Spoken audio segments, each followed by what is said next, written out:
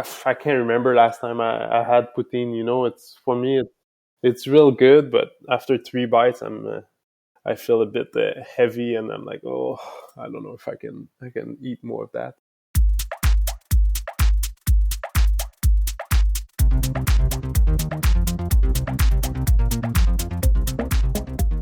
Welcome to the Canadian Cycling Magazine podcast. I'm Matthew Pioro, editor of the magazine and your host. You just heard from Guillaume Boivin. Later, you'll find out why the Montreal rider on Israel's Startup Nation was talking about poutine. I can tell you that it is connected with the Grands Prix Cyclistes de Montréal. The race was scheduled to run for the 11th time on September 13th, but on July 23rd, it and the Grands Prix Cyclistes de Québec were cancelled.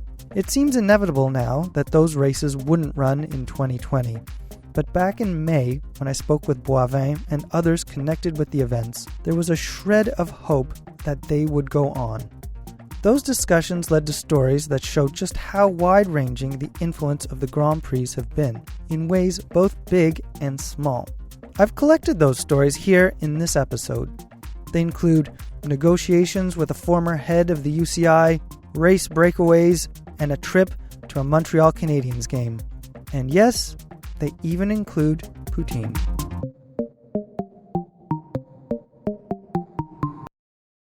Before we look at the influence of the races, let's look at their origins. Serge Arsenault founded the races more than 10 years ago. He's a former journalist who covered the 1974 Road World Championships that Eddy Merckx won in Montreal, as well as the 1976 Olympics. From 1988 to 1992, Arsenault ran the Grand Prix des Amériques in Montreal, which was part of the UCI World Cup at the time. In the 2000s, Arsenault became concerned with the state of sport in Montreal. In 2001, a U.S. businessman, George N. Gillette Jr., acquired 80% of the Montreal Canadiens, giving rise to fears that the hockey team might move. The Montreal Expos baseball team did leave in 2004. La Coupe du Monde Cycliste Féminine de Montréal was coming to a close by the end of that decade. But Arsenault felt a real sense of urgency after Montreal was left out of the 2009 F1 season. When Bernie Ecclestone decided to leave Montreal as a city of the Formula One, I was a little bit angry about that, losing many things. We lost the Montreal Expo. The hockey Canadian were owned by an American, and so and so. And I phoned the two mayors, Tremblay and Labaume, from two great cities for cycling.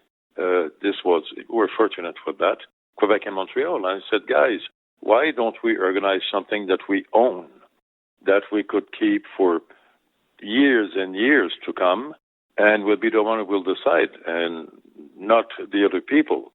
And they said, okay, Serge. And I said, cycling is the best thing that we could do, but we have to go at the top of cycling. Arsenault wanted the world's best riders, which meant he'd need a Pro Tour event, as road cycling's top series of races was known at the time. He wanted two of them, one for Quebec City and one for Montreal.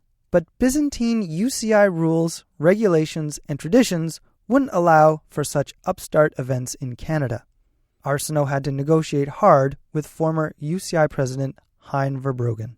We were at the Dauphiné Libéré in a car, and Hein told me, Serge, I need to get out of the car for a couple of minutes. I said, it's good because myself too. Then it was a quick 2 minutes negotiation, quite funny. Hein turned to me and said, Serge, you really think that you could have two world tour? Not only I think, I must have them. They said, okay, it's a deal, Serge. We'll put it on a special rule that we do this for the development of international cycling. Arsenault got the races. Starting in 2010, road cycling's biggest names began coming to Canada. Those names include Chris Froome, Thomas Vauclair, Philippe Gilbert, and Alberto Contador. Peter Sagan won his 100th race in Quebec City in 2017, after winning there in 2016 and in Montreal in 2013. Greg Van Avermaet has 2 wins in Montreal, including one soon after becoming the Olympic champion. The events have also generated the economic benefits that Arsenault was after, largely in tourism to Quebec's two largest cities. Yeah, having 4 Canadians out of 5 in the breakaway was pretty fun. That's Nicholas Zukowski. He's describing the makeup of the breakaway at last year's Grands Prix Cyclistes de Montréal. Zukowski, who was born in Montreal, made the break. So did Guy Sagiv of Israel Cycling Academy. There were also 3 other Canucks as well: Charles-Étienne Chrétien, Matteo Delsin, and Ryan Anderson. Charles and I, we raced together for a while, so it was pretty fun being there together. And we've already had like a pretty good chemistry for racing together. And then Matteo, I knew him also because he was a previous rider from Silver, fellow Canadian. And then Ryan Anderson, kind of a well-known veteran from Canadian cycling. And we worked really well together. Delsin and Anderson were at the race as part of Rally UHC cycling squad. Zukowski and Chrétien were part of a national team.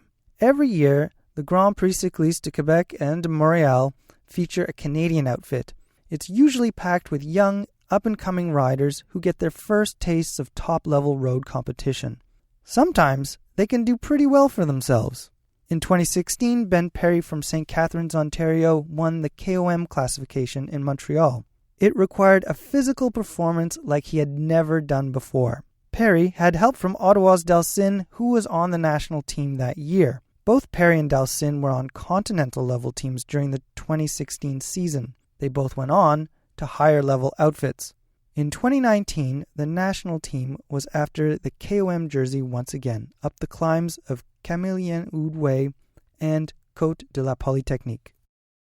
You still have to fight for the KOM points. And the first time up, I asked Charles, if he wanted to go for it, and I was more than happy to let him have it because it's pretty good exposure for a young rider to be able to come away with a prize like that in a pretty big race. But he told me to go for it because he thought I would make it deeper into the race and have more chances at it. We kind of talked about it a little bit, not too long because we were still going up the hill and it was a good pace. Eventually we came to the agreement that I would try and chase the KOM points throughout the race. In these races, the way the points are allocated, it's pretty hard actually to try and hold it until the end and get enough points from being in the early breakaway to actually earn the KOM prize, because I think the last lap is where the most points are awarded, and then we all know that the last lap is most likely going to be one of the World Tour guys that is trying to attack to get the win, win the actual race, and one of the stronger guys in the race, going over the finish line, just trying to attack to get over the climb and not even thinking really about the KOM jersey. But in the end, they went over the climb like the 2 last laps, and then they ended up getting all the points. So that's kind of usually what happens. So we know that in order to get the prize, we have to, make it until I think like 3 laps to go it was, which is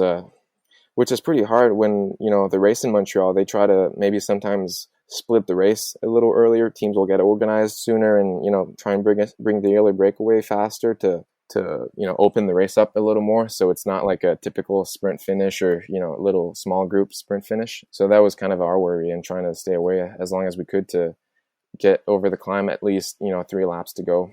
Throughout the course of the race, Zukowski and Chrétien stuck together. He was a really, really big help. If we didn't have 2 riders in there, I don't think it would have been possible. I still have kind of the shivers, talking about it, since it was such a cool experience having him up there with me and being able to drop, our fellow breakaway riders towards the end of the race, and being the 2 sole riders left and the 2 teammates and little Canadian national team riders trying to hold off the charging peloton to grab a little more points, just to try and make it over the KOM. So it was such a cool experience. And I mean, yeah, if it wasn't for Charles, I'm not sure if we would have pulled it off like we did. Eventually, only Zukowski was left, and he was caught. He finished more than 8.5 minutes down from race winner Greg Van Avermaet. But Zukowski had enough points to win the KOM jersey. I mean, just to step on the podium at the end of that race with all the family watching, and the commentator was actually a good friend of mine, Louis Bertrand, and it's just, yeah, it's pretty it's so special. Just talking about it too, you know, it's like in kind of hometown, home soil in Montreal, and with all the, you know, being behind the stage with Greg Van Avermaets and all these guys, it's just yeah, it's a pretty crazy feeling. I was thinking about this a little while ago.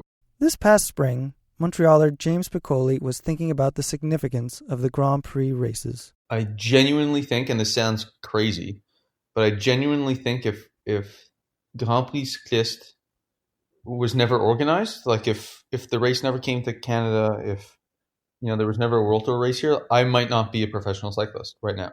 Because not only did it give me a platform to perform against, you know, World Tour teams, it also just gave me something to aim for, something to strive for. It gave me almost hope, you know, like, you know, if I do really well in Canadian cycling, North America, maybe I'll get selected for this race and maybe I'll have the chance to do it and maybe I can impress some team.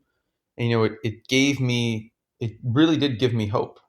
And, you know, without that, who knows where I would be.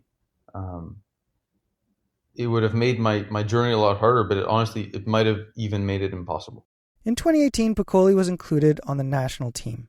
At the race in Montreal, Piccoli's parents and friends set up at the first corner on Camillien Oude with coolers and balloons. Most wore blue t-shirts with James Piccoli Fan Club printed on them. They ate and handed out biscotti that James himself had made. The fan club was back in 2019 when Piccoli was back on the national team. Today, he rides for the World Tour team, Israel's startup nation. Piccoli and Zukowski's Grand Prix experiences are directly connected with competition, but the effects of the events in Quebec extend beyond the races. I learned of some of these effects through poutine. Sort of. Ever since the races began, I've always gotten a kick out of the idea of World Tour riders coming to Quebec and sampling poutine. What better way to experience the local culture than through Quebec's culinary gift to the world?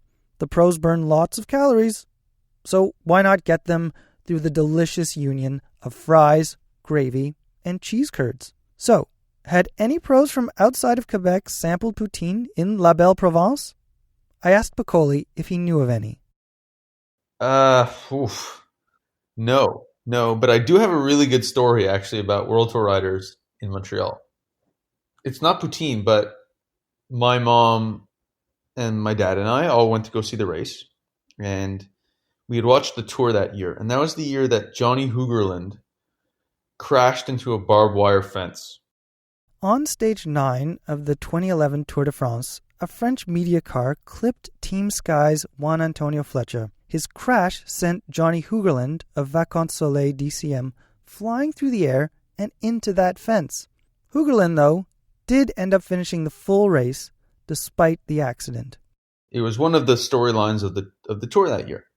And my mom had watched along with my dad and I, and she had recognized Johnny Hoogerland.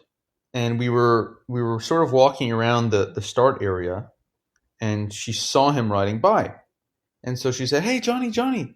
And he turned around, and however it happened, they started chatting. My mom said, "Hey, like, we watched you in the tour. Congrats. Amazing. How do you like Montreal?" All this stuff. And she ended up saying to him, if you and the guys want to go for a drink after in Montreal, we'd be more than happy to like show you around. You know, my son's a cycling fan, my husband's a cyclist. You know, we can show you a good time. And he said yes. He said sure. And so obviously I don't even know where I was, but I didn't witness this. So she came back and she told me the story. She's like, "Oh, I saw Johnny Hoogerland and we're going to go with drinks for them tonight." And I felt like saying, "Bullshit, Mom. There's no way that you found Johnny Hoogerland and that we're actually going to go out with their team tonight. Impossible." She's like, "It's true. And I have his phone number." So 5 or 6 hours later, the race is done. She texts Johnny Hoogerland and he answers. And he says, "Of course we're still down. Like, we want to go out and we want to have a good time." But so he says, we're down to go out, but we're like 8 guys. How are you going to pick us all up? She's like, "Don't worry. We have 2 cars. We're going to come. Don't worry about it." So we actually drive down in 2 different cars, in both my parents' cars, and we go to pick up Vacances Soleil team, And we actually went out to a bar and we had drinks that night with the entire Vacances Life team, me and my parents. And we were just chatting about cycling, and we were out on the town walking around having drinks. I remember my mom's favorite drink is a Caesar, a bloody Caesar. And none of the Euros had ever heard of that before or ever tried it. And so she ordered around for everyone. And I remember them all hating it. They all thought it was disgusting. They immediately switched. I don't even remember what they were drinking, but they immediately switched to something else. And I remember talking to them about racing and saying, I'm a fan, maybe I want to try and be a pro. And they were giving me all sorts of advice and chatting me up. And I remember my first ever pro race was a small race in Italy. And Johnny Hugerlund was there. He was, can't remember what team he was racing on at the time. But I went up to him and I said, "Hey, Johnny, I don't know if you remember me, but in Grand Prix Montréal, we went for drinks together with my parents." And he's like, "Oh my God, James, you're a pro now?" I'm like, "Yeah, actually, it kind of worked out." At the time, I don't know if I was really a pro, but it was a funny story. And they didn't have poutine, but they had, Montreal, Quebec, North American drinks. So, the team got to sample a Canadian cocktail in Montreal. I find it quite strange that Hugerlund and company didn't enjoy a drink that's mostly tomato juice with clam broth and vodka. Very strange. After speaking with Piccoli, I kept on about poutine. I asked Guillaume Boivin, Piccoli's teammate and another Montrealer, about the dish. I can't remember last time I had poutine. It's for me, it's real good, but after 3 bites, I feel a bit heavy, and I'm like, oh, I don't know if I can eat more of that. But had he been with any pros who'd sampled poutine? Not proper. I mean, when Sagan won in Montreal, Dorel brought us to preseason Montreal Canadiens game in their box. Pretty sure there was poutine in the spread there, but didn't bring them for proper poutine at one of Montreal's top spots. This possible poutine exposure was in 2013. As Boivin mentioned, his Cannondale Pro Cycling teammate Peter Sagan won in Montreal. Boivin also mentioned Dorel. That's the company that owns Cannondale Bikes. Its head office is in Montreal. And what's a better way to celebrate a win at a bike race than by going to a hockey game a day later? It turned out it was Sagan, not Boivin, who had the inside connection with the home team. Yeah, the party was going on pretty good because we just won the race. So, but it was really. I remember that it was Chara was playing for Boston, and he's a compatriot of Sagan. So it was pretty funny because everybody boos him when he touches the puck in the Bell Center here in Montreal. So it was a pretty cool experience, and we were there, and what was his name? Peter Budaj was the second goalie for Montreal, and he's also from Slovakia, and Peter knows him, and he texted him, and we went in the locker room after the race, after the game, and visited a bit the underground of the Montreal Canadiens arena. And it was funny because there I was in my city, my sport, my team, and Peter comes from across the world, and he's the one getting us in the Canadiens locker room. So yeah, it was a good night. It was a fun night. When you lose something, when something disappears, that's often when you really see how important it is. As I spoke with the riders and organizers connected with the Quebec races before they were cancelled, I also remembered my own important personal link to the events. More than 10 years ago, I knew the Grands Prix Cyclistes de Quebec and de Montréal were going to make their debuts. I was your typical cycling fan, watching Grand Tour stages on the sly at work on dodgy video streams. I was an editor at a non-cycling magazine, but in 2010, I secured some freelance writing on the side around my passion. I had to use some vacation days, so I could go to the races in Quebec. I learned a lot at those races about how to cover live cycling, like where to be after the finish to scrum riders for quotes. A fearless media car driver got me right up to the breakaway on the twisty streets of Quebec City.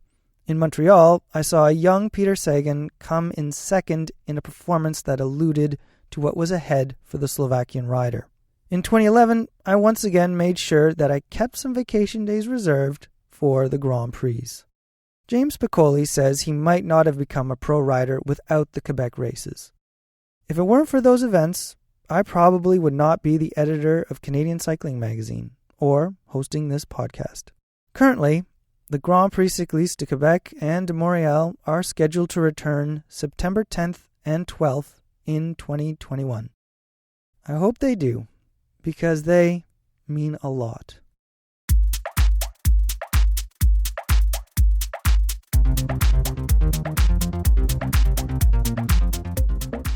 And that's the episode.